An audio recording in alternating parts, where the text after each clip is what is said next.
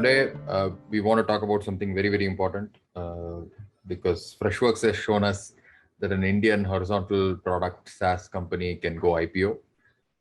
But Shubhra, Mansi, and Dhrubil will show us how India vertical SaaS company can go IPO in the future, right? So I'm setting a bar for you folks, Shubhra, Mansi, and Dhrubil. IPO or better than IPO is a good bar for you. I think the focus for today is how do you market in vertical SaaS and how is that different from doing it for horizontal SaaS? And we now, because of Freshworks and Zoho, we have lots and lots of folks who are very, very skilled in the horizontal marketing, especially to SMB and mid-market. But when it comes to vertical SaaS, what role does marketing play? Does marketing even play a role? Or is it all sales? Is it all large tickets? Is it small tickets? All of this stuff is not as well understood in the Indian space, right? We've had Zenoti, we have CareStack, we have Loginext, we have Locus, we have a bunch of folks. But today we are going to spend some time specifically on the marketing side of vertical SaaS. So what we're going to be talking about is these founders' experience of working with vertical SaaS businesses at the early stage, very early stage, which Shubhra is going to talk about. How do you get the first few customers if you're selling into vertical SaaS, especially if it's not the same geography. Mansi is going to be talking about how do you pick channels, what are the challenges that you see as you start growing this towards higher and higher revenue. And Dhrubil is going to be talking about what are the challenges of trying to sell a mission critical vertical SaaS product where it's not like a help desk where if the help desk stops working, the business doesn't stop working, or the CRM stops working, the business doesn't stop working. But in most of the vertical SaaS cases, if your product stops working, it's possible that your customer cannot do business, right? So how do you do marketing in that kind of a context? How do you convince people even before they've even come to your salespeople, right? So those are the kind of things that we're going to be covering today. It's primarily going to be anecdotal. Shubhra, Mansi, and Dhrubil will be talking about their experiences. A lot of stuff in vertical SaaS, which applies to one vertical, may or may not apply to another vertical. But I'm hoping by the end of this session, all of you will see threads that are common between all of these vertical SaaS initiatives. And you will have a set of people that you can look up to and ask help for if you're facing some kind of challenges around this. And I'm sure that these conversations can continue as an AMA on the SaaSBOOMi Slack or elsewhere as well. Right? So first off is Shubhra. So Shubhra has been working in Garage Plug for the last, I guess, 3-4 years, maybe slightly longer. And she's the CEO of Garage Plug, but she's also been taking care of the marketing. And I think it's a fantastic story of how they went from India SMB in the automotive vertical to Middle East SMB automotive vertical, and now moving to Middle East mid-market enterprise in the automotive vertical. And this is a very, very tough domain to crack because lots of these folks are not in the, what do you call it? They're not very advanced users of technology necessarily. They might be using pen and paper or they might be using Excel. But I'll let Shubhra tell the story herself. Okay. Yep. So I'm Shubhra, co-founder of Garage Plug. So today's topic is more around, getting into new market and how to get the initial traction. So I'll be more talking about my own journey, our own journey. And definitely, as Prasanna said, everybody's journey is different and, how we expanded in the same market. So first, maybe I'll give a little bit introduction about Garage Plug so that you guys have some context what I'm talking about. So Garage Plug is basically an automotive cloud platform. So as you can see in this picture, so it's a vertical SaaS for automotive after sales businesses. So when it comes to, any kind of multi-brand workshops, so it could be two-wheeler, four-wheeler, any kind of workshop. And the kind of problem we are solving is for this workshop is majorly two problems. One is definitely poor customer experience. That is what we are solving through this platform. And another one is operations. So there are a lot of chaotic operations in the multi-brand, because if you know branded workshops, they will have like dealerships, they will have a lot of support from the OEMs, but these workshops, they don't have any support. So this is the major problem we are solving. And The system is suitable for majorly, if I have to list down the segments, like loop stations, where you have express service stations like express service counters, and detailing studio chains, and repair franchises. So these are the set of businesses who can make use of the system more effectively. About who we are, so as you can see in the picture, we are three co-founders, Ashish, Rohit, and myself. And we founded this company in Q3 2017, when we launched the product in India market. So till Q1 2019, as I think pretty much every SaaS founder does, you start with the India market. So that is what we did. And we focused purely on India SMB. So very tiny garages, So that was the focus that point in time. Even the product was very tiny. And later we built the global product specifically for the global market. And by Q9, we launched this product for the global market to earn dollars, definitely, because we were getting totally stuck in India market. And Q2 2019 till now, the focus has been global market, and that too specifically, Middle East market is what we are focusing on. And as you can see, we started with SMB, moved to mid market, and now the focus is mid to enterprise market. So it's a complete journey which I'll be talking about. So a lot of learnings and learnings, a lot of ups and downs happened in this journey. Okay, so first thing maybe which we learned from our own experience, at early stage, focusing on single geography, that became key for us. When we started Garage Plug, when we launched the global product, we were very excited. Oh, we are getting leads from all around the world, and we will capture the whole world, kind of feeling was there. But soon we got stuck because we were totally confused. So focusing on a geography is very important. So very soon we realized that we cannot sell everywhere and to anyone, kind of thing which we got to know. And being a very startup company, having 6 to 7 team size, we were completely not able to work in different geographies, different time zones altogether.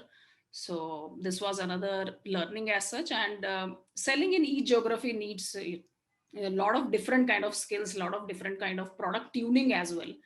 So almost 2 3 months we were like juggling between different geographies. And then we decided, okay, Middle East is the geography which we are going to focus on.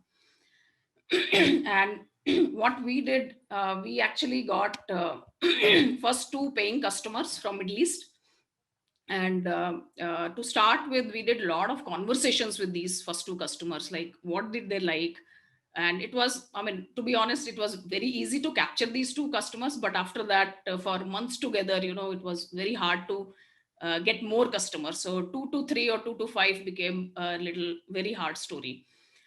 And but one thing was there. After talking to these 2 inbound customers, we got a understanding that this market has a need the kind of product we have built. Because Middle East, being a little bit backward market, there was a lot of lack of digital solutions, specifically in this vertical automotive service segment. So that kind of a clarity came once we talked to these 2 customers more thoroughly. And definitely these 2 customers helped us understanding the market also. But it was all remotely, bits and pieces, we were getting some information. and and then we actually started moving forward. Okay, this is the geography we are going to target, based on these 2 first customers who came inbound and saw a lot of interest. But soon we started getting a lot of challenges in terms of the segment specific challenges. This automotive segment itself, if you all know, automotive segment itself is a very traditional, like very old industry as such. So thinking is very very traditional, very operation heavy. And when we were used to talk to people over phone, there was no know-how of SaaS products. So people didn't know what is cloud, what is SaaS, and in some of the conversations, when we say, okay, this is the kind of system we have built for you, they will say, I want my own system, I want on my own machine, I don't want my data on cloud. What if we share my data with someone? Why you are charging me so much, for this kind of a system? And I want in my own server, give me on the cheaper price. So a lot of such problems, or a lot of such blockers came. And moreover, a lot of credibility challenges started happening, where people were like asking, because we were early stage, there was no brand. uh, you know uh, while we were talking to these Arabic guys or these Middle East guys, who are you, what if your company closes, where is your office in Dubai? So that was very common question. And many of the folks came and started asking, you come and install the software. Okay, so that means that you can think about the thinking they have, even though they are liking everything. But the thinking is, you come, you install it, then only I'll pay, otherwise I'll not pay. So these were very, very specific challenges we started getting in specifically Middle East geography, where the market itself was not prepared for this kind of a SaaS solution, or the education was not there, or people were not thinking in that direction, specifically the segment we were targeting. Then what we did to acquire initial 10 to 15 customers in early stage, we chose the path of doing the field visits, field sales. For the simple reason, we also wanted to understand who are these people, what they do, how they think. So the first 10 to 15 customers we literally acquired, face to face, dealing with them.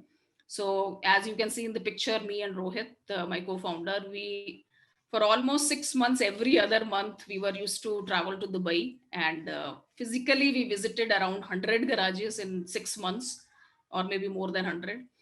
And we were knocking each and every door, walking on the street, knocking each and every door, talking to people. Definitely some of the appointments we could get offline here, and then going there and meeting those people. And when we sat with those people, then the real thing started, where we started getting the feeling that these people are literally in mess. They are totally on paper based systems, they have no understanding where the business is going. So that was a big breakthrough, where our guess that, okay, this is the market, and the product will fly there, it became more, the conviction was better after meeting to these people.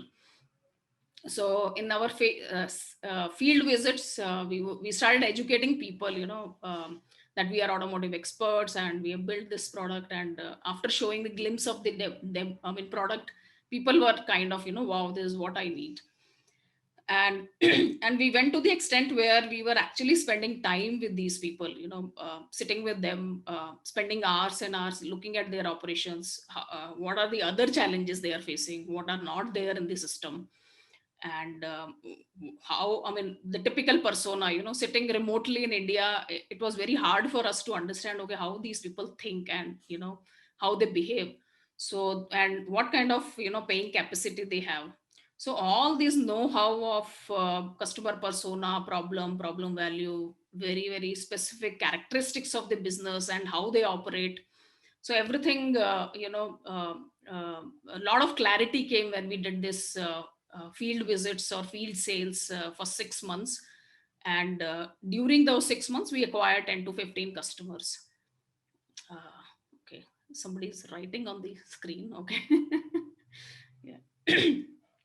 Uh, and one more thing is, if anybody is doing business in Middle East market, people love discounts. We came across some instances where, without knowing the price, they'll say, how much discount you'll give me. So that is the kind of, so that comes under buying process. People love to, like, if I can sell in $10,000 also, I can sell in $1,000 also, they don't mind paying $10,000. But as far as I'm giving them 30% discount, 40% discount, these people are happy to pay. So this was very eye opener. Oh, this is how these people think. And there is no concept of MRP also in these countries. So definitely, my gut feeling is, if you getting into new market, literally knowing those people and feeling those people is very, very important. And what pain they are going through, until unless you meet them, it is very hard. And this whole thing is still giving us benefits, even if we are sitting remotely doing inbound. selling, but still it is giving, those days, whatever learnings we have taken, it is still helping us now also. So that was one thing. Then the next thing is, product market fit. As I told, after visiting these 100 plus garages, meeting these people day in, day out, talking to them and showing them the product, understanding their pain points, we actually tuned the product for Middle East market in those 6 to 8 months. And then we actually, we were riding on these early adopters only. So because we were doing face to face meetings, face to face discussions with these people, the feedback was very very clear. And we were doing the product tuning, we were delivering them then and there. 6 to 8 months we were doing, every other month we were doing the releases. And to our surprise, some of these initial customers, they also paid us money to build new modules or new features. So that also, was pretty good finding that, okay, these people can pay us, to build things. We were not very much, initially it was very hard for us. Okay, how do we build all these things? We need money to build all these things. So but people were ready to pay, these early customers, so they paid money to build the product. And moreover, the kind of relationship we built with these people, it was awesome actually. They became friends, to be honest. These 10-15 customers, even if now I go to Middle East, if I call them I am here, they'll come, they'll pick me, we'll have dinner together. So it was very very close relationship what we built with these people. They helped us building the product, they paid for that. And we ensured that for 6 to 8 months that these first 15 customers who have paid us money, they are successful. So there was very close communication happening, where whatever releases we were doing, we were showing them. Some people were doing pilot also for that. So riding on early adopters, first, early customers, that literally, helped us doing the product market fit as well. Then going forward in the journey, okay, we have got first 15 customers. Now what? We cannot keep hunting between India and Dubai all the time. So we were actually trying to find our own way, what could be the inbound lead gen channel. We tried a couple of channels. We were trying Google, but there were no good impressions initially on Google. Searches also were very less. The lead flow was very very poor as such, because these people are not the people who will be searching on Google, because we were targeting more SMB, Middle East SMBs. So definitely these continuous conversations with these initial customers, that helped us to find the lead gen channel as well. So here is story behind. So I was visiting, me and Rohit, we were visiting some of the customers, as you can see in the pictures. These are the people who told us how you can expand in this market. So these people clearly told where these people spend most of their time, what kind of channels they use, where they spend money, what kind of marketing channels they spend money. So that literally helped us to find at least, one channel which started working for us. So there is a very I literally, believe now that believe in your customers, they only will tell you what you need to do. So going forward in this story, maybe there are some highlights, like what worked, what did not work in terms of channels also. So definitely 6 to 8 months more of field sales, acquiring initial customers. Then these customers helped us to find the initial channel where we can get more leads. So most of all of these customers told Instagram is the channel, where we spend time. Every 4 hours they're changing their stories, they are doing all the marketing, they are getting their customers from Instagram channel. So that was another thing which, this channel we never tried. And once we started trying, started posting ads, or making this channel more interactive, doing a lot of interaction on this channel with people, we started getting a lot of leads. And we also went to the extent where we were actually publishing a lot of short videos, co-branded videos, things like that on these channels. Instagram channel, Instagram, Facebook channels. And we started getting continuous flow of leads. So that was a good part, where every day we'll get a lot of leads. And other than getting leads, because this is the channel these SMBs in Middle East, they spend most of their time, the brand building started happening. So initial days, 6 months, 8 months, if we talk to somebody, some unknown workshop or, garage, they will not know who is garage, what is Garage Plug, who we are. But as we started using this Instagram channel and started doing a lot of awareness things, the brand building also started happening, and we could see the effect after 8 months. If I call somebody, they will know, yeah, I know Garage Plug. So those kind of statements started coming. And these customers only told that, don't read my mails, you send me everything on WhatsApp. So we started closing deals on WhatsApp itself. So WhatsApp channel became, the best channel for us to communicate with these customers. So any kind of engagement, campaigns, or even, if somebody is going to pay, they'll say, okay, send me the payment link on this WhatsApp, on my WhatsApp, and we'll send the payment link, he'll pay. So this was amazing to know, okay, WhatsApp, these people, and they will not even type on WhatsApp, they'll just speak on WhatsApp. So, the audio conversation works pretty well for Middle East market. What did not work, or what kind of challenges we faced for this inbound lead gen channel? Um, Definitely, from Google, we were used to get good authentic leads, but the flow was, extremely low. The impressions were extremely low because these are not the people who do a lot of searches on Google. Instagram channel, it gave lot of leads, but there was a lot of time waste also happening for us, because if I'm getting 10 leads, only 2-3 will be good, others will be kind of non ICPs. Those are the people, they will not be able to pay the kind of pricing we were having that point in time. So a lot of non ICPs were coming through this channel. And definitely email campaigns we tried, which did not work at all. But soon we came to know, okay, WhatsApp is the channel, so we moved to WhatsApp campaigns and things like that. So whatever I'm talking here, it is more for the SMB. Now as we are going up mid market, enterprise, the things are completely reverse. Okay, so now email channel is working, Instagram is not working. So it's a continuous change which is happening. I'm more talking about the initial stage, how we acquired the customers, and from 15 customers, how we reached to 100 customers. So there's more in those lines. Now coming to the expansion, after acquiring 15 customers, after getting to know, okay, this is the channel where we can get more these kind of customers more on this channel. The next was expansion, like how do we expand, not taking so much of time, like 6 to 8 months to acquire 15 customers. How can we reach to the 100 customers in next 6 months? So there, this definitely this inbound lead gen channel worked to some extent, but what we did, we created a lot of co-branded videos, as you can see in this screenshot. All these people, if you see all these screenshots, you can go to GaragePlug site also. These people, they created these videos. So one of the video, this you can see AMCC.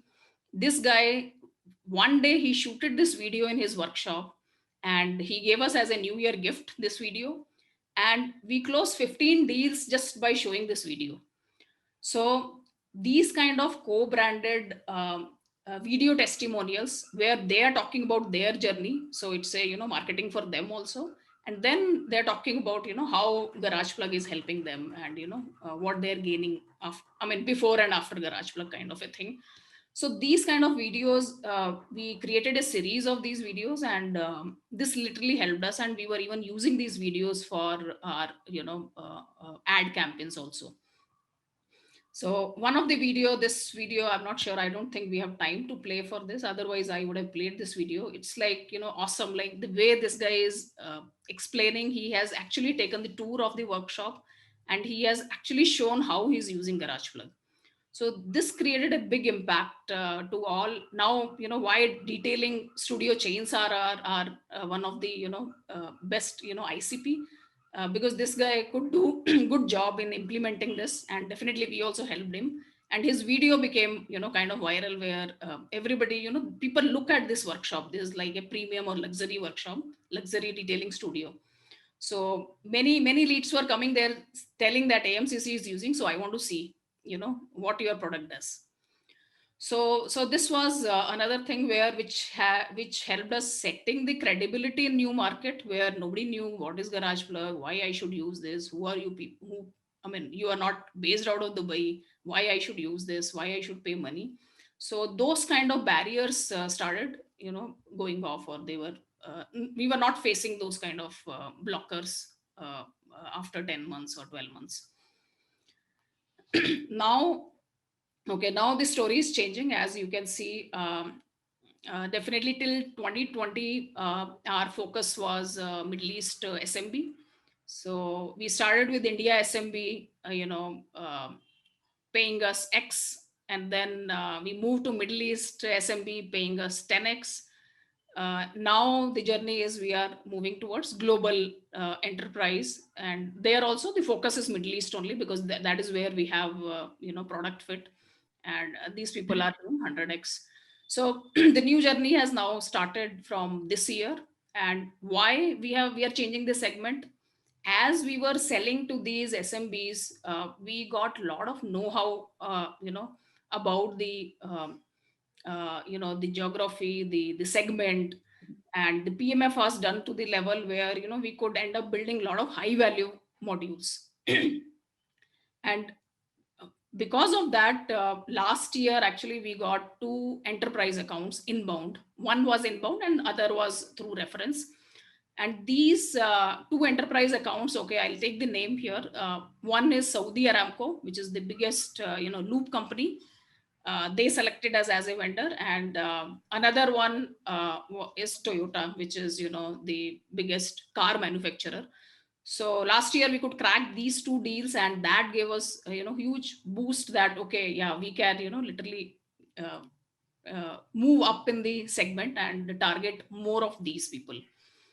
So after winning two enterprise accounts, now we are again moving up in the chain, where we are actually in the transition phase, where we are kind of moving away from at least SMB, and moving up for mid market, up market, enterprise. Again, geography focus is still there. However, we don't know going forward, maybe we'll end up targeting more geographies also, because all these are international companies. They may have a lot of branches at different places.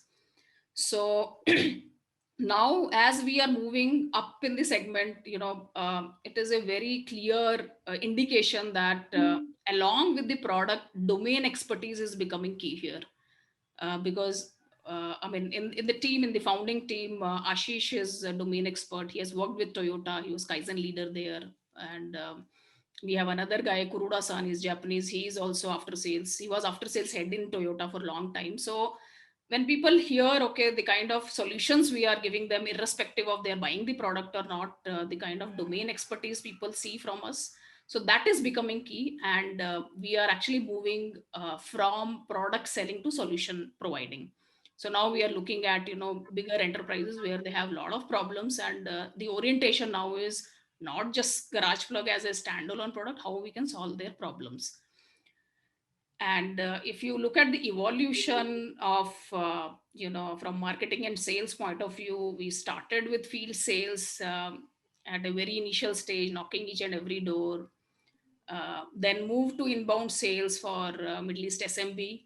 And now we are moving completely towards outbound for these enterprises. And from last 6 months we are setting up the process, and we are getting very positive signals so far for this outbound approach as well for the enterprise segment. So here a couple of learnings, maybe before wrapping up, I'll just want to show you a couple of learnings which we could get. So our journey is purely, if you look at be it marketing, be it sales, whatever, it is always human to human. So we started with talking to people face to face. Now also, uh, whenever we anybody comes, we try to do a lot of personalizations, and everything moves around them. So, and that is always resulted into good outcome.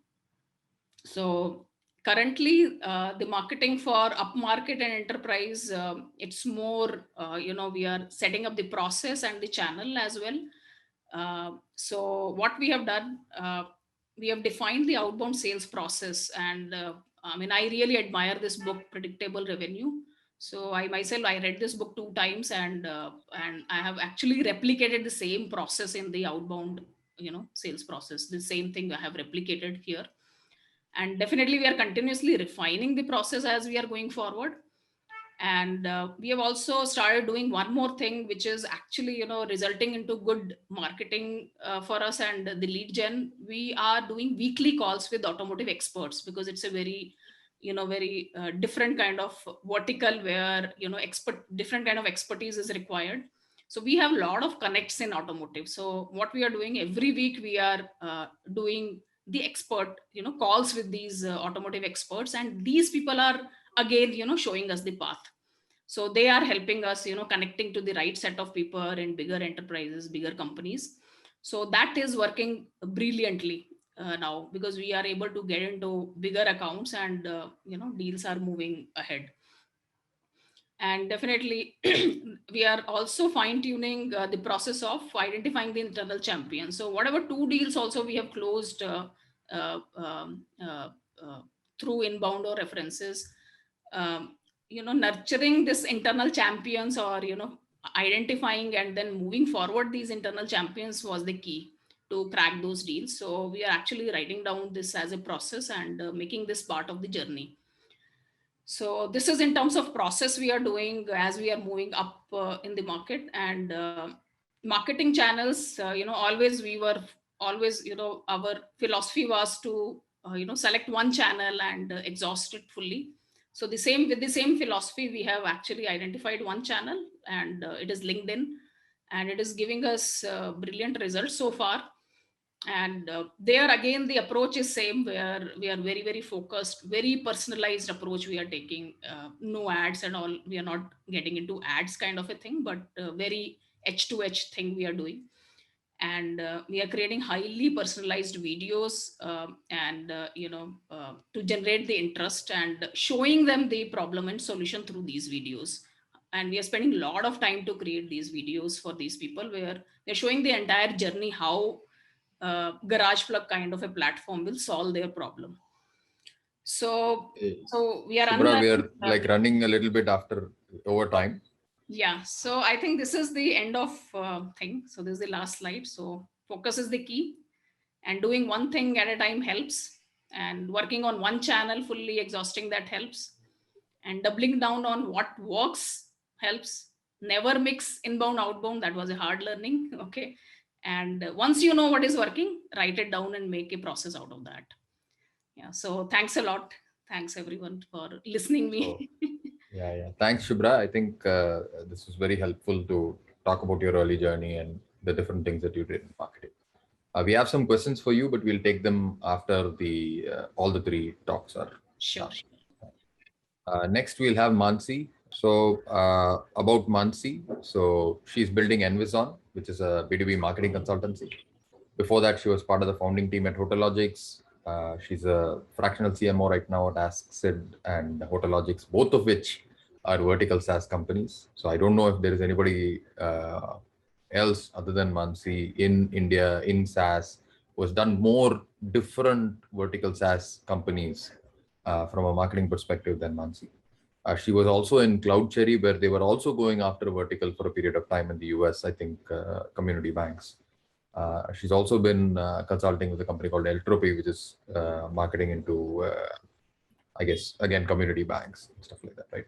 So literally, I don't think there is anybody else in India who has more expertise in marketing for vertical SaaS than Mansi. So you should heed her words. I've been listening to Mansi for, I guess, 5 years now, maybe. And every time she always has very, very grounded, very structured things that you can do, but it works, right? So all of you, please pay a lot of attention and please do the things that Mansi says. So yes, so we are going to talk about marketing for vertical SaaS, a little bit about what's different about vertical SaaS marketing, obviously there is a niche, there is a very fixed segment that you are going after. The success has to come from understanding that sector really well, just like we heard from Garage Plus before me, that understanding how the auto industry works in that particular geography, building a community, understanding from the customer's mouth what their needs are, what their requirements are, works is it. Understanding of that is needed for any marketing strategy, but vertical you need to go a little more deeper, and the competitive analysis has to be very, very strong for that particular vertical segment, what all competition you have, direct replacement products, etc. in that particular industry. So yes, focused marketing and aiming for category leadership. So here, you have a very fixed market, fixed vertical that you're going after. There are multiple products there. So category leadership becomes very, very important if you need to win.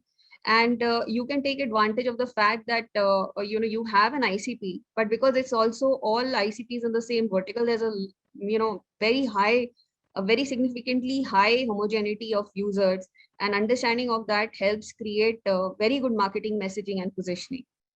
Also, I've, in my experience, in most of the companies where we've done vertical SaaS marketing, a lot of investment is needed, and in building your brand in that vertical through conferences, trade shows, if that vertical has that kind of an ecosystem, trade media, very important to invest in that channel. Also, trying to get a few influential customers in the initial phases in your vertical helps very well to build credibility faster, instead of going after, obviously if you can get a larger number of customers in that segment, that's great, but if you can get a few initial influential customers, that really helps to fast track. Also, I've seen it for vertical SaaS, depending on obviously the product strategy also, and what kind of products you have today and plan to build in the next few years. Win vertical SaaS is a big opportunity for upselling. So for more vertical features and similar products, etc. So that is also something that I'm going to talk about. And one thing that has also very helped us a lot is hiring people from that vertical, right? Instead of getting generic sales people or generic marketing people, getting people who understand the vertical in our teams helps a lot. So these are the few things, observations about vertical SaaS marketing in general. Talking about my experience in Hotologics, where this is a story about the journey over more than a decade. Hotologics is, a hospitality solutions company where we provide all solutions for hospitality, from property management, distribution, revenue management, guest experience management, all of that, right? So when we started around 2009, where SaaS was very new, at least to India, and there were fewer, cloud-based products in the market, we saw an opportunity where, the smaller and the independent hotels. So these are, the vertical was SMB vertical, SMB hospitality segment. And so there were very few cloud PMS solutions which gave enterprise grade features. So there were a lot of PMSs, but, had small for small hotels, at an affordable cost and not a lot of features. But we went ahead with the enterprise feature rich PMS for this segment at a very affordable cost. India was not ready for SaaS. Small hotels, people at the front desk wouldn't even understand solutions very well.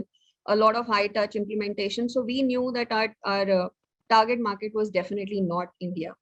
And a slightly different experience from Garage Plus, where we did not focus on one geography, and we went ahead and did marketing for a global, for the entire global segment. And in the first few years, we hit about 50 to 75 countries, hotels across these countries, as our customers.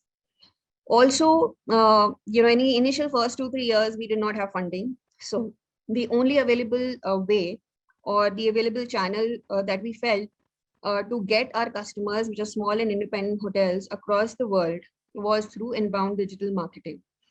And the hook that we thought that we would use in marketing was to get them at least for a free 15-day trial of our PMS, and with a very strong pricing strategy, flexible, low subscription hooks, and we would make things extremely easy for them. And the complete implementation, even for trial, we would do. And go live was something that we would take up, right? All they had to do is come and sign up as a lead. So that was the strategy that we went with. And like I said, so the focus was inbound marketing. And the first channel we went for was SEO. We started with the SEO channel. We hired an extremely senior resource, no junior. We got a very senior SEO resource to work on the website. It's the first channel that we worked on, started giving us leads in the second or the third month onward. The first few customers that we got were from, Japan, China, these kind of countries. And of course, we also got leads from North America, Caribbean islands, etc. But this channel is still the biggest source of leads for us even today after 11 years. And 80 to 90% of the leads come through organic channel, only through our SEO efforts, even today. After SEO started working, we started investing in content marketing, and we thought about paid also. But like I said, in the initial 1 or 2 years, without a lot of funding, we thought we will do content marketing. In our vertical and hospitality vertical, there was a lot of focused trade magazine, a lot of websites, etc. And we, focused on content marketing for our own website and writing for more and more magazines, hospitality magazines that we found out there, right? So with that as well, these two channels were the channels that we worked on for the first 5 years. Inbound was the only source of leads for the first 5 to 6 years of HotelLogics. And this is for SMB and mid-market. Like I said, we got in this time frame customers from across 50 to 75 countries. I'll also talk about how we handled the leads that were coming from multiple geographies where maybe the spoken English was not English. Also, what we did very early was events and PR. Even without funding, we invested in this. Why? Because while doing a competitive analysis, we realized that all of our competition and most of our good competition was, present in events, in global hospitality events. So we have ensured that from the year one onwards, we have participated in all hospitality events. Initially, it was one hospitality event. Over the years, we've increased it to 3 to 4. And, over a period of time, we started hosting our own events also, smaller road shows across multiple geographies as well. So that also is the channel that we invested from year one onwards. Very important, firstly, for building a network of partnerships, strategic partnerships, not just resellers, also, other technology companies within hospitality, making a product stronger, understanding local markets better, etc., and stuff like that. So today, this one product only, which is the property management system, gets us 500 leads per month.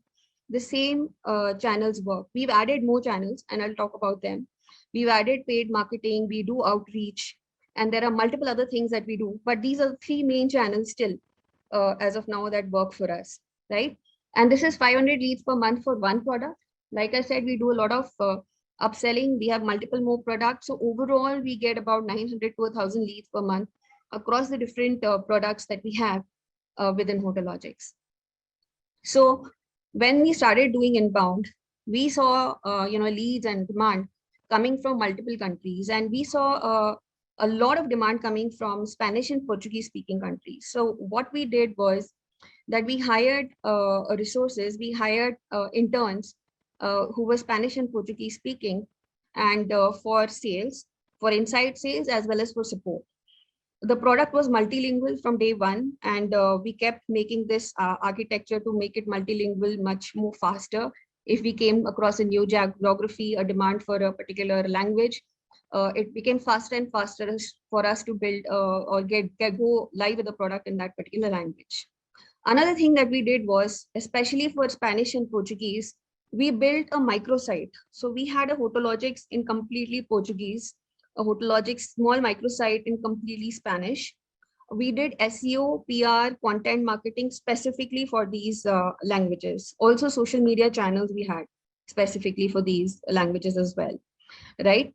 And social media marketing was when content marketing and SEO started working for us and we had better budgets, we hired very early on, we hired a specialized social media marketing expert from US to take care of our marketing channel. And so very early on, we were very good at Twitter, at LinkedIn, and all of these social media channels. And though we did not get a lot of leads from these channels, we got a lot of branding and we got a lot of leads from partner requests. And that started, our journey into one more region of the world, which was Southeast Asia.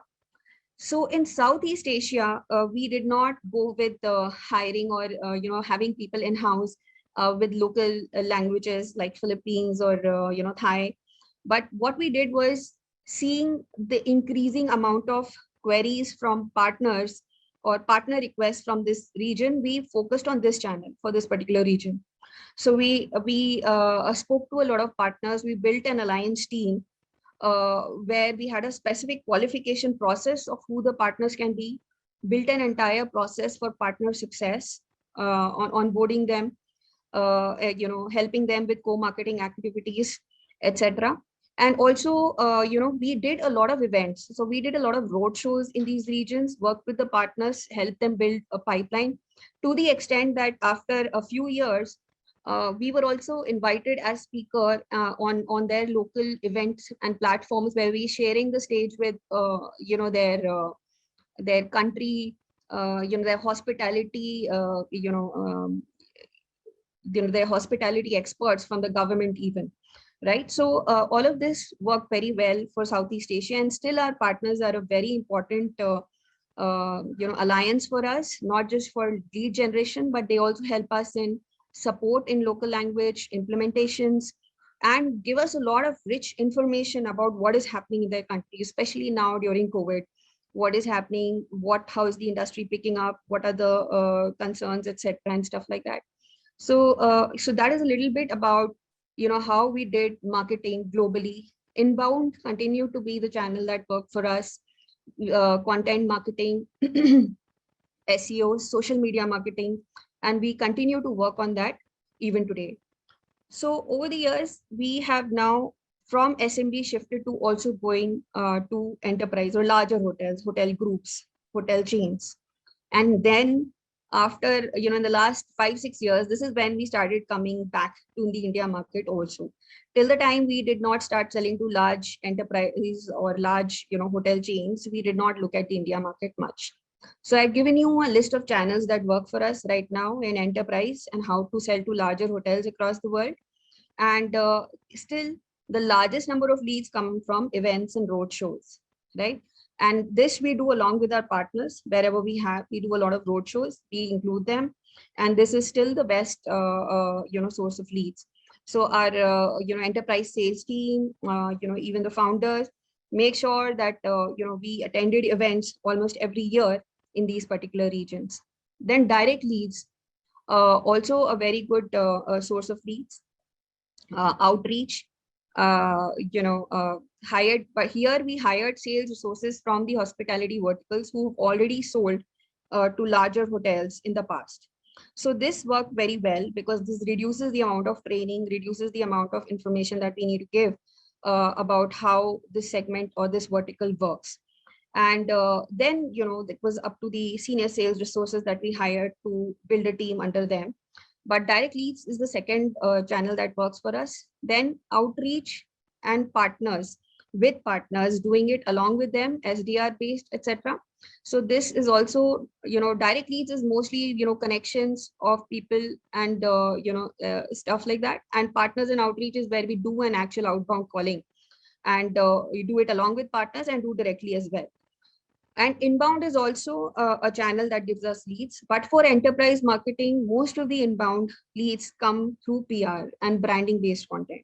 So where we've written in trade medias, or where we have PRs, or where we also do PR in local, regions. So we have South America based PR or Mexico based PR. We even have Caribbean Islands based PR or Thai based PR. So along with our partners and some local PR agencies, we used to do that a lot in pre-COVID times, and that branding helped a lot. So this is a little bit about, Hotologics, our journey from SMB to enterprise global over the last 10 years. We tried a lot of channels which have not worked for us. So what did not work was paid marketing. Paid marketing, we still invest in it, but it's not a very high ROI lead source, right? Especially social media ads like FB ads, LinkedIn ads, none of them has worked.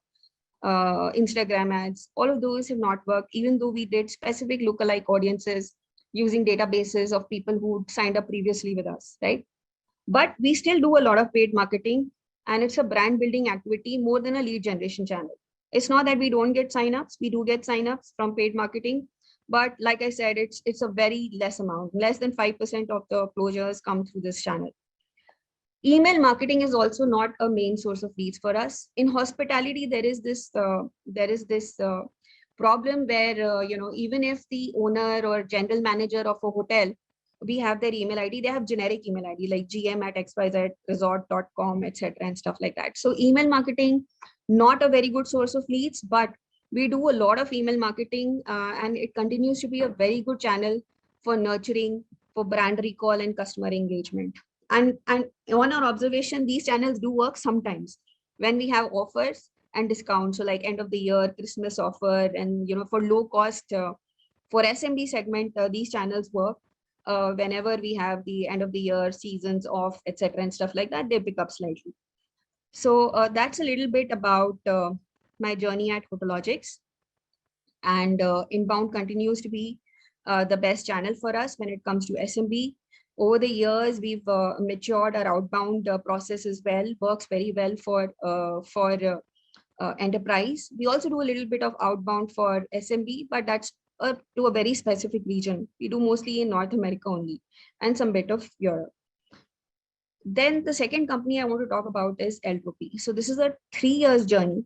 When I started working with them, we had 2 to 3 customers, 3 to 5 customers, and we used to get 2 to 3 leads per quarter. And it was a generic communications platform, and was started off with the text messaging, integration, analytics on who's read content, etc. and stuff like that. It then became a vertical SaaS and switched to text messaging only for credit unions. And I started working with them because of my experience in CloudCherry, where we were again selling to credit unions. And after winning the credit union space and getting a significant market share there, is when we expanded the vertical slightly, and now it's digital communications for financial institutions. So when we began, the strategy was that it's the current text messaging that was used by credit unions was mostly for notifications. How you and I use messaging, we just get SMS alerts, this is debited, that is debited, and stuff like that. But there was an opportunity to use text messaging, not just SMS, but chat, video, messaging, everything, all messaging channels, and take the adoption from just notifications to even sales use cases, customer service use cases, marketing use cases, etc. And so we were to target this vertical of credit unions who the initial adopters that we saw, they were the people who benefited the most. And we felt that this being a community, credit unions are like community banks, and where if you have an account with them, you're a member, and you can vote on who the who's the board or who runs this credit unions, etc. So it was very community led kind of a vertical. So we thought, and we saw an opportunity to win this particular vertical. And once we got the strategy was to get a significant number of customers in credit unions so that we can become a category leader in this space. So initially the focus was on both. So here, slightly more a different experience from Garage Plus, where we did inbound and outbound both at the same time, right? Initially, my target was to get 1 to 2 leads per month. That is what we started off. Within 1 year, we started getting 2 to 3 leads per day, right? So that was great, and it came from both inbound and outbound. And today we are a category leader. So I'm going to talk a little bit about a journey which is very interesting. So again, we started with SEO and content. because as per my experience, that channel worked really well in Hotologics and CloudSherry. And so we revamped the entire website, created a focused messaging, created a lot of content for credit unions specifically, did all of that, and started a simultaneously outreach channel. So going a little bit about how the outreach was designed. So very interestingly, we tried to do a channel which is physical letters, which means we actually had personalized typewritten letters that we mailed, snail mailed to the credit unions. We thought slightly older crowd there of people who are managers, etc., senior level positions. So we thought we'll try out this channel. So after sending that out in the next week, we started with email outreach, and we sent you a letter, hope you received it, etc., and stuff like that, and some bit of LinkedIn later on. And then from week 3 onwards, we did the calling based on open rate, click rate, etc. Some responses we would have already gotten by then. So outreach was a multi-channel outreach approach using 2 to 3 touch points, right? Again, here events and PR, very important channel.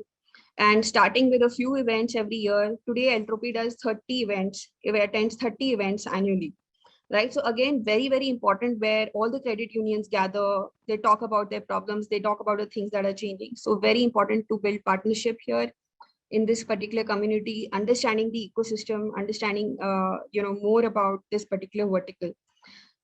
And for both Hotologics and both Entropy, one thing that I want to mention is why marketing was a success was that for some bit of time, sales was also under marketing, the inside sales, SMB sales. And I mean, I was managing both.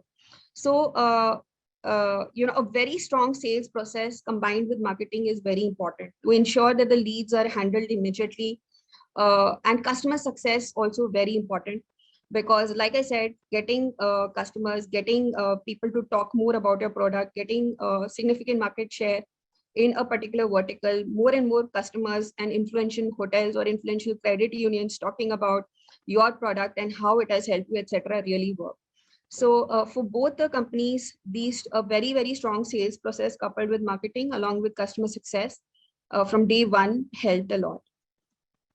Today, so after these 2 channels, which is inbound, mostly SEO, PR, events, and outreach, these were the channels we worked on in the first year, resulting into 2 to 3 leads per day. And over the years, over the next 2 years, we were able to get a very large number of credit unions as our customer, to the extent that there is a CUNA, which is like a central authority in North America for credit unions. They even endorse the product, saying so many credit unions are using Entropy, and it is the text messaging solution that is being endorsed by CUNA. So then what happened was the outbound strategy remained the same, but the channels changed slightly, which is we started getting inbound leads to the website. A lot of them were through references, word of mouth. People have heard about the company, etc. And the letter campaign that we used to do is still happening. What happens now with CUNA endorsement, where we talk about how we have been endorsed by the authority that the credit unions trust most. And like I said, we do events 20 to 30 a year. Partnerships also very important channel. So there are something called an entity called CU Leagues, where we build partnerships with them over the years. And they, like, you have these partnerships in Microsoft where they have a sales team which will help work with your alliance team to get leads. Similarly, we did a similar thing in Entropy as well. So so over the 3 years that we've been working on their marketing, inbound is still a very good source of leads. We still do a lot of content, but here our outreach campaign, especially a multi-channel outreach campaign or multi-touch point outreach campaign, the letter still works very well for us, and with the CUNA endorsement. So being slowly getting deeper into this particular vertical, getting more and more customers, getting more credibility has helped. And events, again, very important because this is a more enterprise customer segment that we are going after. So that's a little bit about the experience in 2 vertical SaaS companies. Inbound for SMB is one of the best channels, SEO, content marketing, social media marketing, but coupled with a lot of credibility building work that needs to be done, whether it is to be present in trade media, trade shows, events, through a lot of customer content, testimonials, customer acquisition, PRs, etc., and stuff like that. That needs to happen side by side. So that's and to conclude, marketing to succeed, like I said, needs a very, very well structured sales team. So that's it from my side for 20 minutes. So folks, hopefully, you had a great deal of insight here. I think people are spellbound. They're not. We'll take the questions at the end of the Drupal's talk. So thanks, Mansi. Hopefully, between you and Shubhra, you will be taking half a dozen companies to IPO in the next few years. Thank you. Next, we have Dhruval. So, Dhruval, are you there? I'll bring you up on stage. If you can turn on the video. Awesome. Great. So, glad to have Dhruval here. I think I know Dhruval from the time we met at the Reliance Gen Next Accelerator. I think that was about 5 years ago or so. Yeah. Yes. And I think they've transformed immensely from where they were then to where they are now.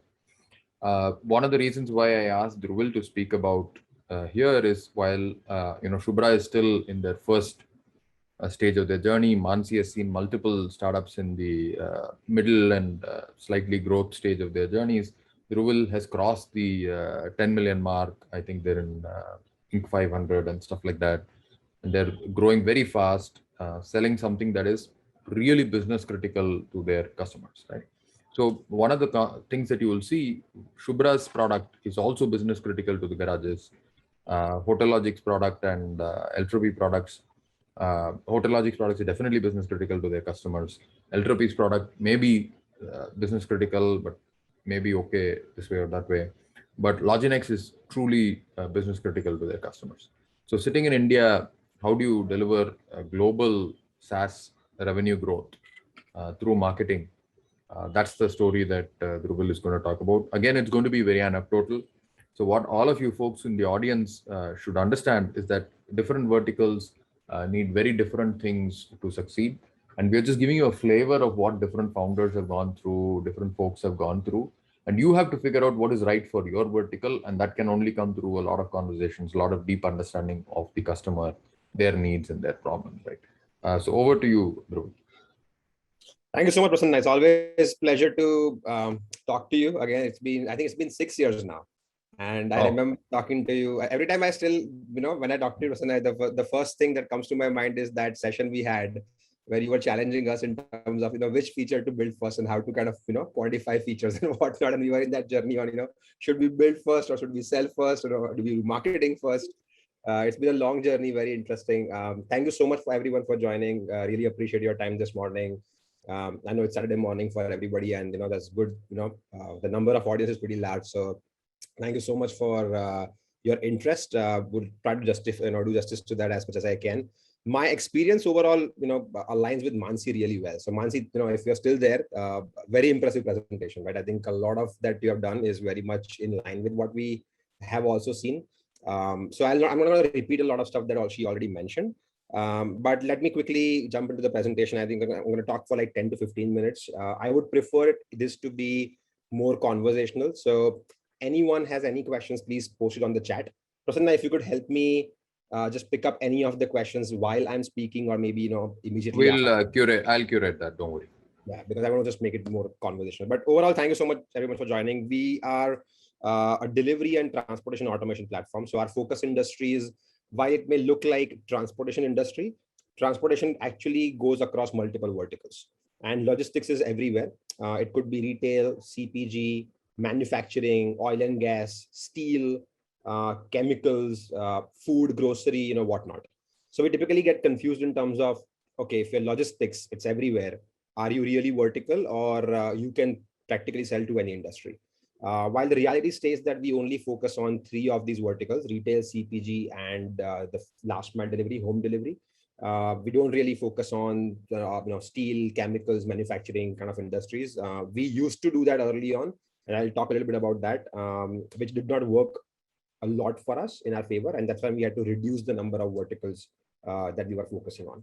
I'm not sure how many of you may be in similar situation, but if you are finding yourself into pitching to any lead that comes your way, and you feel that you're selling to manufacturing companies as well or any other industries as well, try to stop yourself and try to focus on 2 or maximum 3 verticals. I think anything beyond 3 verticals in our early stages is just gonna stretch your product into multiple directions.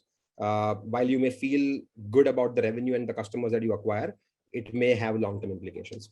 But anyways, cutting the long story short there, I just want to also quickly tell you, what I'm going to cover. First of all, marketing has become more and more digital now, as we all know. So that's extremely important to note before we start. The second part is what looking at the structures that need to be in place within your companies to support a strong lead and brand growth strategy. Even if you're a 5 people company, 4 people company, you need to start putting structure when it comes to marketing. Marketing will not happen via hustling it out. Sales can happen that way.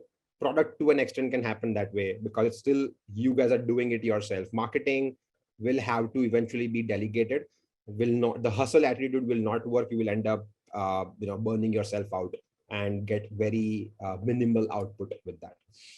And of course, I want to just take some examples on how we did it to get some of these golden 100K ARR leads, as we always aspire for. Especially if that's something I've seen in Indian SaaS ecosystem a lot. That's the ideal enterprise number everybody wants to get to, especially in vertical SaaS, because there are very few examples and models of doing SMB in vertical SaaS. So I'm assuming most of you are doing enterprise vertical SaaS. That's my assumption. I also wanted to kind of quickly tell, and my slides, there you go. How old we are as a company and what we have done. So as I said, we are a transportation and automation platform. So starting from order scheduling to routing to tracking, customer experience, payments, analytics, end-to-end processing of any transportation business or a transportation vertical in a non-transportation business is something that we power. We have built, of course, all these things over time. We started with only a routing solution, which was the core of the problem we wanted to focus on. We are backed by Alibaba Group, which is the 2nd largest e-commerce company in the world. We have raised largest Series B funding about 18 months ago from Tiger Global, SteadView Capital, and a few other investors. We have processed so far more than 1 billion shipments on our platform. And we have customers across 30 countries, more than 100 enterprise customers. We have 50 SMB customers as well on top of it, but we don't really focus much on it. 95% of our revenue comes from enterprise. Our average ticket size is $100,000 a year per customer. That's where we currently are. And we are looking to kind of hit our next milestone of 20 million ARR over coming few months as we speak. So that's about us very quickly. I know while all this sounds very fancy about the funding and all, one thing I want to start with also is that funding does not solve marketing problem. This is like one myth I wanted to bust in the beginning, that this is something I used to feel always, that once we have more money, we'll go more aggressive, we'll do more marketing, we'll generate more leads. But one thing to note, funding does not solve for marketing. It does not even solve for sales. It solves for product to an extent because you can build a lot. But especially in vertical SaaS, most of your customers don't even know who these Tiger Globals and SteadViews of the world are. Right? They are from a different world altogether, and all they care about is what you have to offer them. Next slide. I just want to give you a feel of some of the industries we focus on. I don't know how many of you are able to relate to it. The chemicals and manufacturing segment is our slowest growing segment, and we are trying to practically come out of it and trying to reduce the verticals further, as we speak. There's some pandemic effect there as well, but just wanted to kind of give you some logos and some sense of who some of these big names are out of the 100 enterprise customers that we have. All right, coming to this classic slide that I have made my Bible over last 3 to 4 years. This is very important to find identify or to start thinking about how who are you marketing to. I think most of us end up making a mistake in first 12 to 24 months in our journey, where we are okay with any lead that comes our way, and we are still figuring out, are we truly SMB or mid-market or up-market or enterprise, and who are we really selling to. This is my recommendation number one for today's presentation. Try to align yourself and your business strategies to one of these 5 animals as quickly as you can. You do not have to go through a journey of going from a mouse to a whale. This is something we have heard enough especially again in Indian SaaS ecosystem, where everybody makes it a journey of going from small customer to large customer. In my experience, it is absolute waste of time. You should focus on the segment that you truly believe in. Yes, on your day one, you may not have enough example or conviction to pick one. But even if you have spent 6 months or 9 months of journey selling to customers and having some sort of a revenue from them, please try to pick one vertical and exhaust it. Again, when I say vertical, this is about like the whole size, segment of your vertical. Most of so if you see, this particular, the deer and elephant strategy, 90% of vertical SaaS companies in the world focus on this deer and elephant strategy, where they are selling to 10K to 100K ARR kind of customer base. And all these companies eventually want to start, doing whale hunting, but there are limited whales in every vertical. So do not try to start thinking that I'm going to have $1 million ARR customers eventually. You will never get there. Even in a 10-year journey, I've done analysis on a lot of publicly traded SaaS companies also, which are vertical focused. And of course, Logitech as a case study as well. There are only 20% or 10% of your universe will be able to even take a bet with you to become your whale on day one, even in your year 5 of journey or year 10 of journey. So, try to focus and align with what really works in the world. The previous 2 ones, the mouse and rat strategy is purely digital and viral. Usually works more in horizontal SaaS. In vertical SaaS, it's difficult to find hundreds of thousands of customers who have a specific problem for that vertical, because vertical itself is a slice of the entire market and not the entire market. But if you still find yourself that your product is actually truly viral and is more applicable to this kind of customer base, then your marketing strategy will have to be 100% digital and viral. This is where your Postmans of the world really exist. Since we have great news about Postman recently, I'm just taking that as an example. But if you're finding yourself into that strategy, you will not be doing enterprise sales. You will not be doing enterprise marketing. A lot of traditional marketing also will not work. It will have to be purely viral and digital. Traditional SaaS marketing will also not work, which a lot of companies have used in last 10 years. Even that would not work. So I'm assuming people are somewhere here. If you are finding yourself in rat and mouse strategy, please post your question. Happy to touch upon a little bit there as well. Although we have not executed that at scale, and I have personally not seen any company executing this strategy at scale in vertical SaaS. That leads me to this, a quick highlight of this this slide, right? 3 things. First is offer. Every vertical SaaS company also would want to try it because you are selling something business critical. So while you are offering them, while you're selling to them, while you are acquiring leads, make sure that in your funnel, not in sales process, but in the marketing process itself, there should be some way for them to try it. This is the new way of selling to vertical SaaS, which can speed up your conversions, because everybody would want to try out a little bit of that. So the more glimpse you can give them, the quicker you can show them the product, the better it is. Doesn't have to have an online sign up where they can try things. We do online signups as well, by the way. Even for our global enterprise customers, they can just come online, sign up for free, try it for 15 days. Most of those don't even finish 15 days. In 3rd, 4th day, they get tired and they get bored, or they get, they start talking to our sales guys. But at least they see the product once, so they know what is different about this. And it's very, very important for any SaaS buyer in today's world. One of the other things is, start slow and then we grow, which means do not try to do custom pricing while you are marketing to them, right? Try to show them standard pricing. Try to show them that you are a platform. The more platform thinking that you showcase from your website or your early journey, the less customization requests that you will attract. Every enterprise in vertical, especially in vertical SaaS, would want to, or even a mid-sized company would want to keep asking you to build more and more and more. But you cannot keep building more and more and more for a customer. You'll have to focus on your roadmap and build what you also truly believe in, of course, by taking customers' inputs.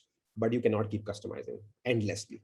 And you'll have to put a cap there. Otherwise, it's very easy to become a service-oriented or service-focused company in a vertical SaaS industry. A lot of our competition has gone through such a journey, and it creates friction for us. But now they are facing long-term consequences with that strategy. So that will be my another caution and recommendation number 2. And even like ultimately we are in a we are in era, as we call it, which is enterprise risk aversion. All, especially in vertical SaaS, companies are going to run their business on your platform. Either they're going to cut cost or run their operations, or run their manufacturing floor plan, or increase revenues, whatever your pitch is or managing customer experience. All of it is going to really be critical to their business. They cannot live with that. Once they start using your platform, they cannot live without not using it if they really truly move on your platform. And that's a very, very big responsibility to have, which sounds very attractive to capture, but it's a very risky strategy for the enterprise, because they are banking on a 5 people, 10 people, a small startup, and they would really not want to take that risk. So again, the recommendation number 3, how to really cross this enterprise risk aversion is very, very important. So all your marketing message should be about how it is not risky to work with you. That means you talk about your security, talk about scalability, talk about other customer case studies. I know all these things are not available on day one, but whatever little that you have built around security, integration, scalability, talk more about it. Rather than talking features only, because no matter how many features you showcase to a vertical SaaS prospect, they're going to be limited. It's going to be less for them. They will always ask for more. So might as well also focus on other non-functional requirements like these, which really attracts them to really bank their business on you. Like today we have, we've reached about 99.96% of uptime historically. And even that 0.04% of downtime that happens once in 2 months, which is literally, 15 to 20 minutes of downtime that happens once in 2 months. I start getting customer calls even till date because of the criticality of the business that they run on to. So having said that, coming to the key marketing parts on what are some of the things you need to do. First, don't be afraid to directly go behind enterprise customers. As I said, you don't have to make it a journey from SMB to upmarket to enterprise. Focus on your target, quickly, start attracting them, because your marketing messaging is going to substantially differ whether you are pitching to SMBs or to enterprise or to mid-size customers. Second, as I said, funding will not solve for your vertical marketing problem. So do not be in desire, or do not wait that we will do marketing after we raise money. Start doing marketing now. Third, find the smart ones in enterprises. Try to start figuring out your customer persona as quickly as possible. Our customer persona is, let's say VP operations, chief customer operation officers, chief customer experience officers, head of last mile delivery, head of transportation. I'm sure all of you have these titles already mapped out. Go deep with them. Do not distract yourself with anybody else who starts coming to your website and tries to buy.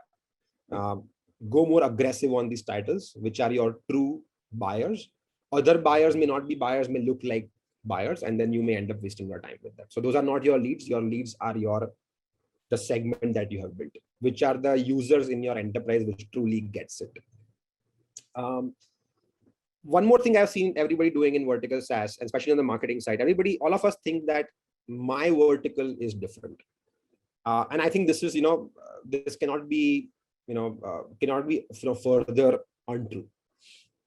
There is a huge fundamental commonality between most of the industry verticals, especially, there's a thinking that prevails that, my vertical is more traditional, and my customers don't get it. My customers are very sensitive to ABC. They don't understand cloud.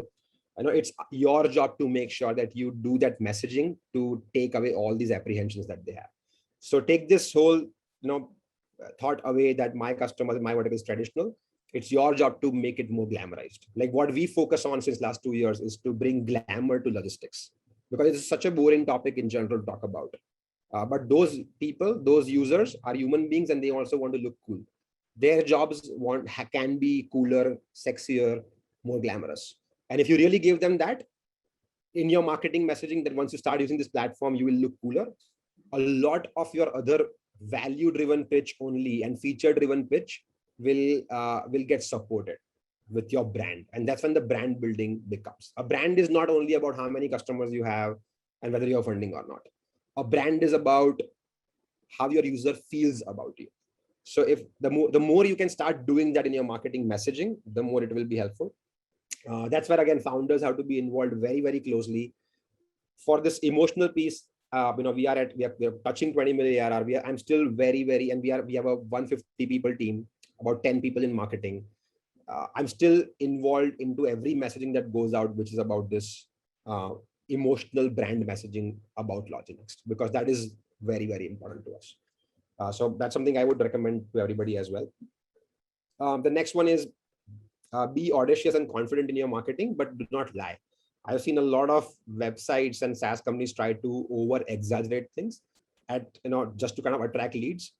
A lot of times that results into a leaking funnel, and you don't want to attract leads which ultimately don't convert. Stop building and start selling, classic thing, but more than selling, start marketing. One thing we have seen is that most founders think product first or sales first and then marketing, which is fair, makes sense. But marketing cannot get less than 20% of your attention or of your time. I don't know how many of you are really spending more than 20% of your time on marketing. But in my opinion, that is required. And that will really create a healthy funnel. And a healthy funnel will give you option to pick your customers versus always trying to be in a pitchy mode to your customers. Even again, when you're a very, very small early stage company, make sure to start building a healthy funnel so that you have more options to kind of work with. And yeah, I think the last one is consistent lead generation requires dedicated focus and efforts and skills. So make sure that you hire the right talent, right? We always hire engineers first, then we hire product managers, then we hire sales guys, then we hire pre-sales folks, but we never hire good marketing folks. I think that's where I align with Mansi, really well. I think, she mentioned that they had hired a senior SEO person. That is the best investment you can make in marketing in today's world, hiring a good SEO and content person in your team. And investing into that person, because that's going to give you so much long-term returns, which you will just not feel in short term, but it's really huge and very, very important.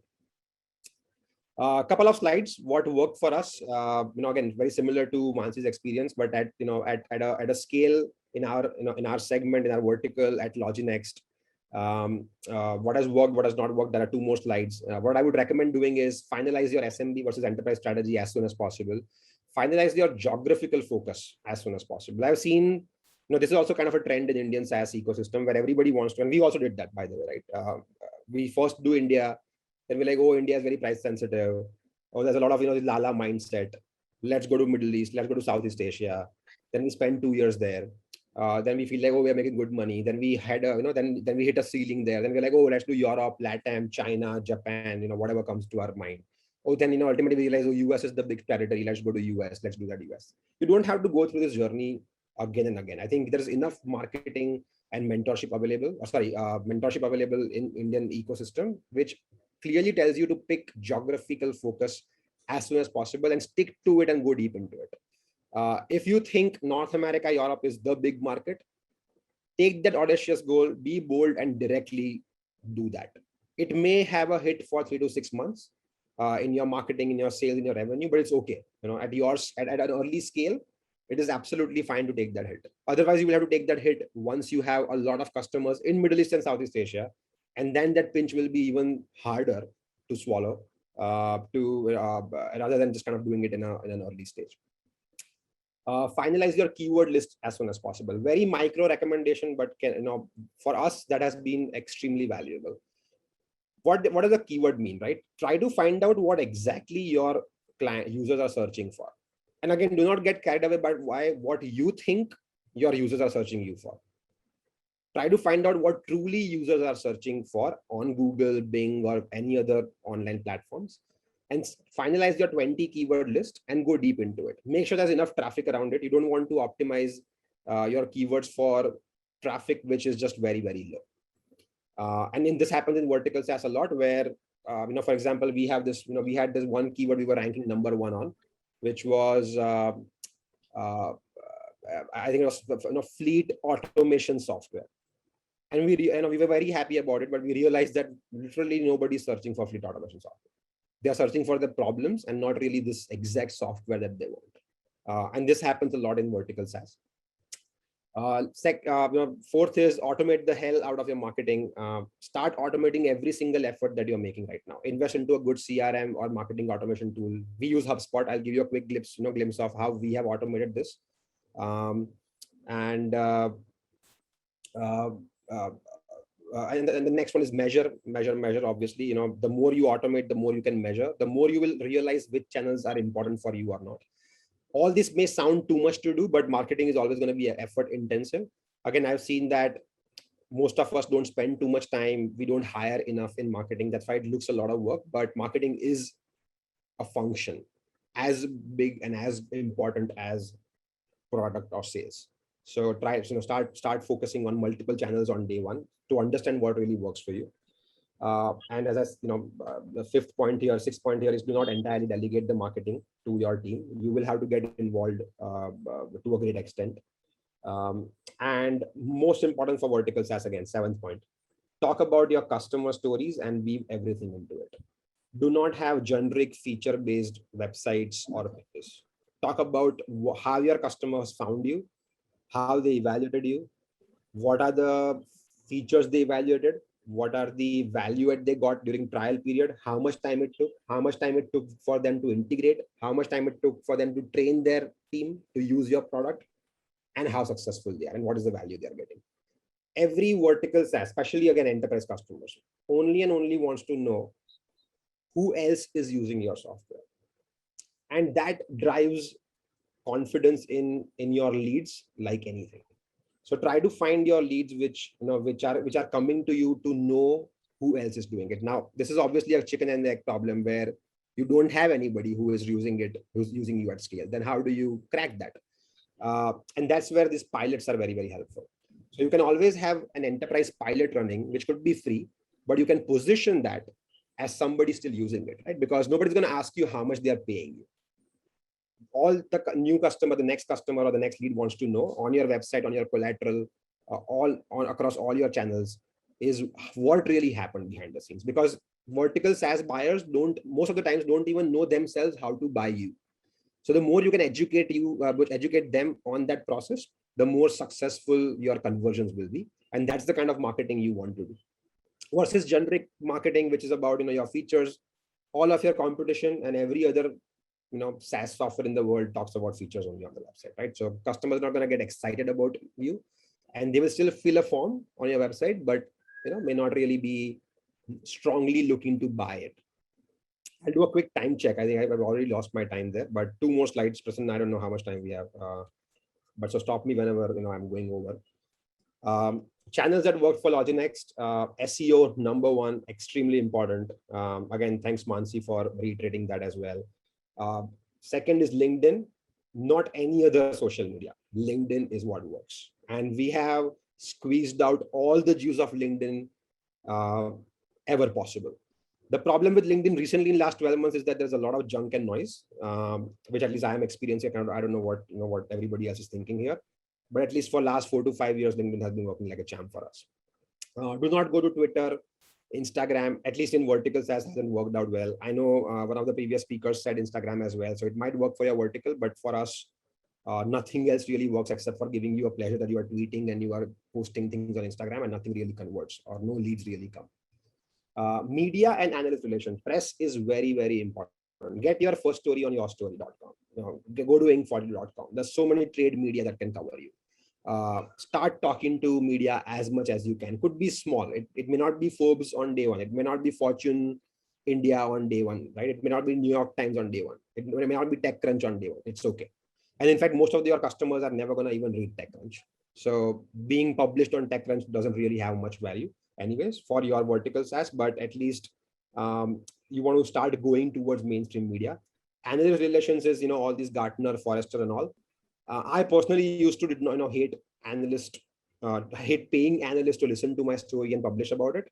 But once you at least have funds, this is something which is going to be a necessary devil that you will have to focus on. Maybe in early stages you can avoid it, but start keeping in your mind that you will at some point need to go to Gartner and Forrester or Frost and Sullivan or whoever these people are. We had done this, like one interesting thing of monthly newsletters. We started with an audience of 1,000, which we had bought some data from some of the random agencies. Over time, we grew that data by our leads and our experience. Currently, we have a database of 30,000 VPs, CXOs, and directors of all transportation departments across the world. The total universe is like roughly 100,000 such people. We have 30,000 people engaged on our monthly newsletter, which is one email, which looks very polished, very sleek, that goes to all these people. And we regularly track who unsubscribed, who clicked, who forwarded that email internally. And we attack them very, very aggressively. People who have, like we have had sometimes some of the companies, some executive would forward to their team, then their team would forward to further other teams. And there will be like 30, 40 forwards you will see of one newsletter on your marketing tool. And that's the company you want to focus on, because they are doing something with your newsletter, which means they have a need. You just need to now find out what that need is so that you can go aggressive and you can start converting them. Physical events and expos have worked like a charm. Unfortunately, in the last 18 months, there's not been much activity there. It's slowly opening up again. In US, it has opened. We are doing our first event next week, literally on Tuesday after 18 months physically. Virtual events have not worked for us at all. That's in the next slide coming up. We started with a small sponsor. I remember our first event sponsorship in India was $1,000. We kept on increasing the budget slowly. We spend like $50,000 in every event. But even in that $1,000 event sponsorship, I remember we got good ROI. And the leads that you get from there are very, very rich, in my opinion, in our experience at least. Account-based marketing is very important. There are tools for it. You can also do it in an offline way where you focus on 10 accounts, which are your named accounts, which you want to convert, which you can convert, and there is a great fitment of your product with those customers. Go deep with them. Find out everything their CXOs are doing on social media. What are their preferences? Which are the press releases coming up about those companies? What do they want to know? Do they want to know what their competition is doing? Send a newsletter only to that company's executives around their competition, on what their competition is doing. They want to know about it. So whatever it takes, any hack that you can run for few named accounts to go deep with them is what we call as account-based marketing. There's a whole literature available online on what ABM is. So I'll not stop you. I'll not go deep into that. Last one is large-scale channel partners. We always used to get a lot of inbound small-scale channel partners who want to resell our software and whatnot. None of them really ever worked, but large-scale channel partners worked really well. We currently work with Accenture, Tech Mahindra, Wipro, McKinsey, and Deloitte. These 5 are the key ones globally, and there's a lot of other ones also which we are trying to go deep with. But this has been a long journey. We started doing marketing to these large companies and large partners about 4 years ago. Literally for the first 2 years, there was zero output. We kept on getting signups from them. We kept on educating them. No leads, nothing. And then it kind of suddenly spiked. So this is an investment you may want to make. Maybe too much if you don't have a lot of time and you have a small team right now. But that's something you may want to consider as well. I think, again, similar to the previous speaker's experience. What doesn't work? Paid campaigns, SEM, PPC doesn't work. Gets us very small leads. Typically gets like $1,000 ARR, $2,000 ARR leads. Plus, it becomes expensive. It's like steroids. Once you start doing it, you will have to keep doing it. It's very expensive also beyond a point. So this doesn't work for us. Any other social media platform than LinkedIn doesn't work for us at all. Virtual events has not worked for us at all. Small scale partners, not. Custom pricing structure has not worked for us. So try to standardize your pricing to look like a platform company.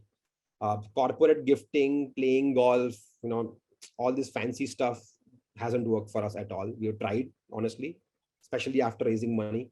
but literally zero output because customers only want to see value and not really build a relationship with you and whatnot, especially at CXO level and large enterprises.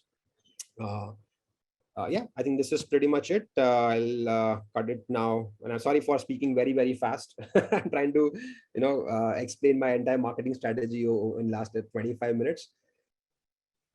So I think Shubhra, first question for you. You spoke about WhatsApp campaigns. WhatsApp doesn't encourage mass messaging. So how do you do that? What do you do? Brief answer. Yeah, I mean, so that's correct. You cannot do mass messaging. So what we were used to do, sending, from one number, 30 messages in a day, then it will not block you. So more of a hack. And you said you sell through experts. I think this is a question that all three of you can comment upon. How did you find the experts? How did you get commitments from them? Do you pay them something? What do you do? We'll start with Shubhra, then Mansi, then Dhruv. Okay, so far we have not paid anything or did not make any structure for that. We got the experts from our own, founders like Ashish. He worked with Toyota for 12 years. So now all those guys are, on bigger positions in most of the automotive companies. So they are more of friends. So through, we have created a group of these mentors and, talk to them on weekly basis. So it's just that we are lucky enough to have those people. Yeah. All right. Mansi, you want to take that as well? So we have a mix. In the very initial stages, when we built the product, we had an expert from the industry before we even started building the product who told us about the nitty-gritties of marketing operations when using a solution. So that was a paid engagement. And over the years, the experts is more on relationship, like Shubhra said, going through events. We were in, we could actually, now we can today pick up and call any of the founders of other hospitality products across the world to have discussion. Partners in local regions also are experts who talk to us about, what is happening. And so that's all because of building a relationship with them and being constantly in touch with them. But yes, we've used paid as well when required and when needed. And we had relationship based both. Understood. Dhruv, do you have rainmakers? Do you have folks who are making intros and connections? Do you pay them? Yeah, we actually we've never even thought about it, and we have none. And this is maybe a learning for me also. We have never used. That's a very quick answer. Mansi, I think this question is for you. What do you do when there are no, and Dhruv as well, trade shows and fairs work well in vertical SaaS, but today we have to go to webinars and online conferences, but those are not getting a lot of leads for them, whoever posted this question. So what do you do? So, speaking from HotLogic's perspective, yes, online, offline, nothing is going to work because the hospitality sector itself is down. But, when we spoke to the different partners in different regions, everybody was on the same page that, even if we don't do events for lead generation, it was important to keep people engaged and to keep people updated. What is happening? What are the people around hotels around the world doing differently to stay? So we did a lot of such webinars and a lot of such content on what different hotels are doing differently in different regions. And that really helped. And there was at least some communication going, and where HotLogics was not just only selling, also talking about, what hotels are doing. Some opened them up as quarantine hotels, etc. So we did a lot of such stories that could be done. So some bit of virtual events have worked for us. Of course, I cannot comment much because the sector, our vertical is such that the complete selling was down. But because we have a suite of products, not the PMS, but channel managers did sell. So virtual events, if not in HotLogics, but in other companies that I've worked in or consulted with, has worked. So webinars have worked if you have the right topic, number one, and if you have a right speaker. So if you have some internal person doing a webinar, may not work. But if you have an influential speaker, if you have a group of customers who are influential in that particular vertical, it does work. Simple answer is virtual events don't work. So do not even try to make them work. Just focus on something else. We also tried a little bit here and there and got fed up, and we were like, let's just wait and do something else in the mean, which is also good because you will end up building long-term, more sustainable or pandemic proof or disruption proof channels. Podcasts work very well for us, which is a similar version of webinar. So what we do is we basically gather these like 5 people, we create a panel out of it. We call it a podcast also. We call it, webinar also, whatever that is. We put it up live on YouTube and all our channels. It just basically spreads awareness and education. It's absolutely not even close to virtual events or real events. But again, don't even try. Focus on your SEO, double down on other things. You'll get better returns there versus trying to make virtual events work. Understood. So the next question is, I think for Mansi as well. When you say PR, do you hire an agency? Do you do paid articles? How do you measure KPI on PR spend? I think Dhruvil, you want to start with that, and then we can finish with Mansi on that. Sure. Agency definitely works. Although there are mixed opinions generally, most people have about agencies, but at least Indian PR agencies, we have had a good experience with. And typically they charge in the range of $1,000 to $3,000 a month, just for everybody's reference on the budgeting side. And they do a good job. You have to spend time with them, by the way. So agencies will not just come and start doing your PR and you will become a rock star overnight. Not going to happen. You'll have to spend a lot of time with them, literally every day, also to tell them stories about your life, about your company, about what you're going to do in future. Keep creating. So storytelling will have to be more aggressive with agencies. Agencies are your distribution power. They are not your creative power. So as long as you can keep pumping your creativity into that distribution engine, they will keep talking to the whole world. Could be trade media, could be mainstream media, could be Indian media, international media. Great. The challenge is that global PR agencies are very, very expensive. They are 10 times more expensive than India. So the more PR agency work that you do, you will end up attracting more India market, and you will get more leads from India. If you're trying to go outside India, especially for vertical SaaS, which will always at some point in any vertical will be a need to go outside India, you will find yourself, very much stuck like in India brand. Like we had a huge India brand in 2016. And it took us 1 year to just come out of it. That no, we want to be global now. We don't want to look like a startup now. So that took a lot of time. But in the early stage, India always is good, right? At least to start building the initial brand. So yeah, PR works. So I'm going to skip the KRA KPI question because I think that gets a little deep. May not have the time for it. How can you use brand marketing to influence pricing in deal closures? I think this is something that, I think Dhruvil touched upon. Dhruvil, you want to start with that? And then Mansi and Shubhra, I might ask you as well. So can you repeat the question, Prasanna? How does brand marketing help influence pricing? Have you used that to improve your pricing? I'm trying to gather my thoughts. So there's nothing like as a brand marketing, right? Like you're constantly building your brand to build more confidence in your customers.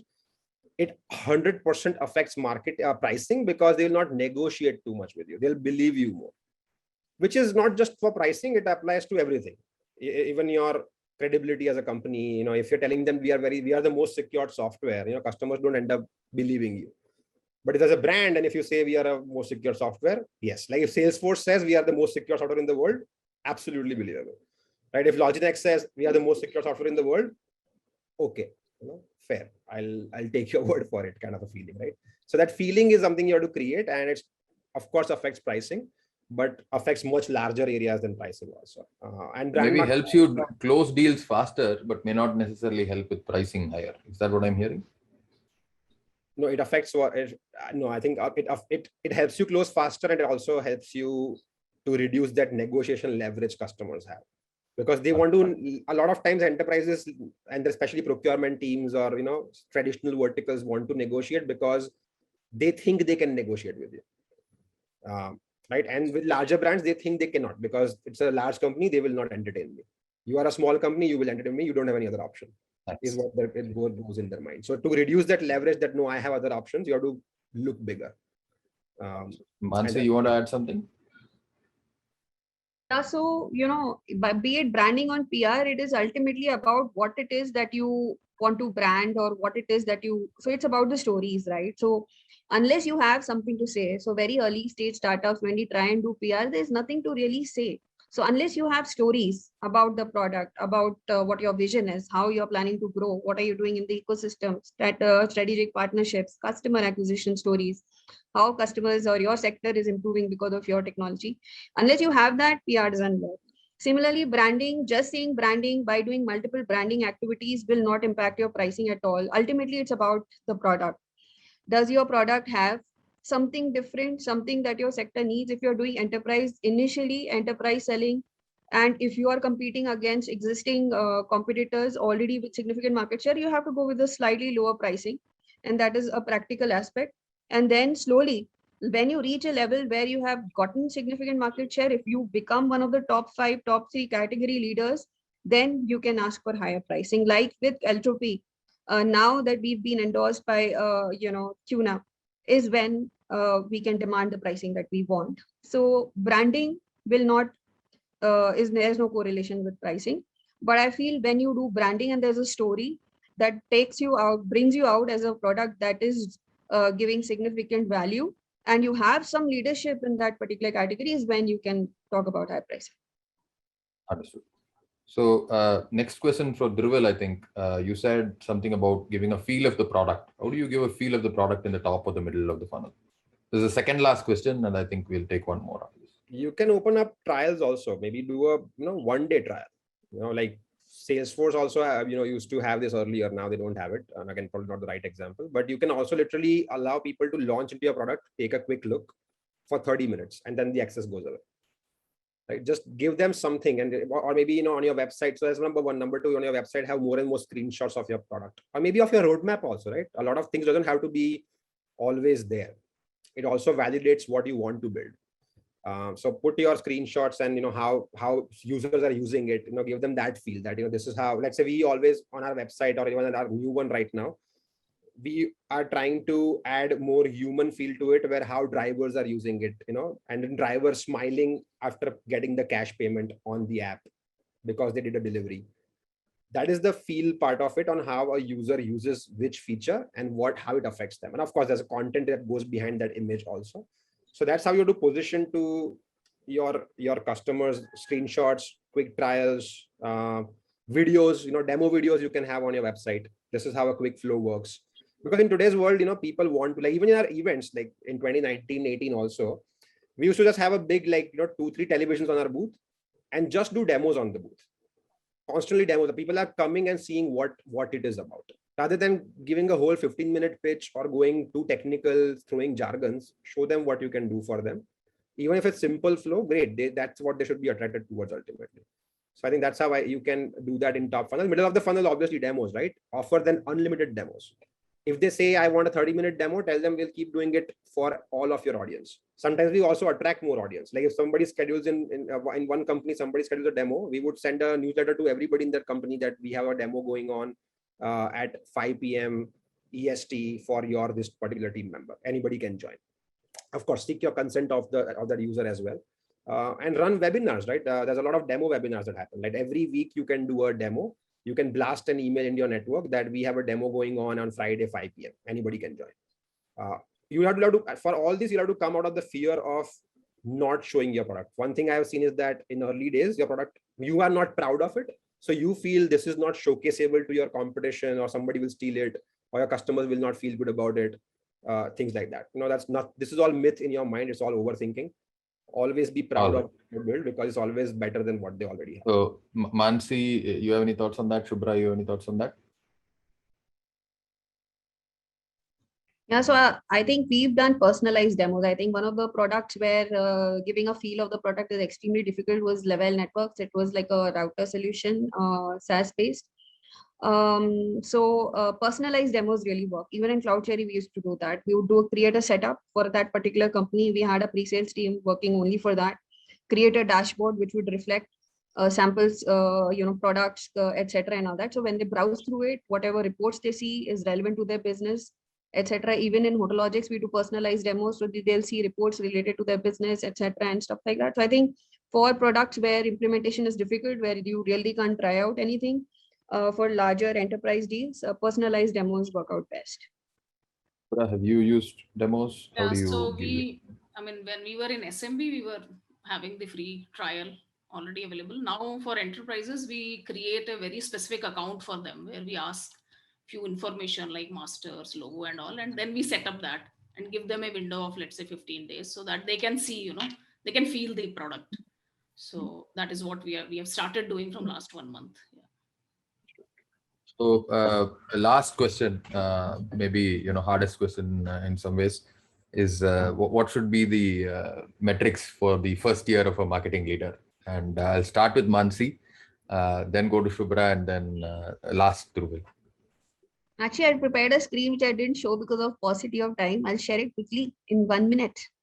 Sure. Basic. So these are three KPIs that I always get track, which is the reach should increase. So let's say if you're doing email marketing, the number of people you're sending emails to have to increase on a regular basis, and it has to be a 20% month-on-month growth.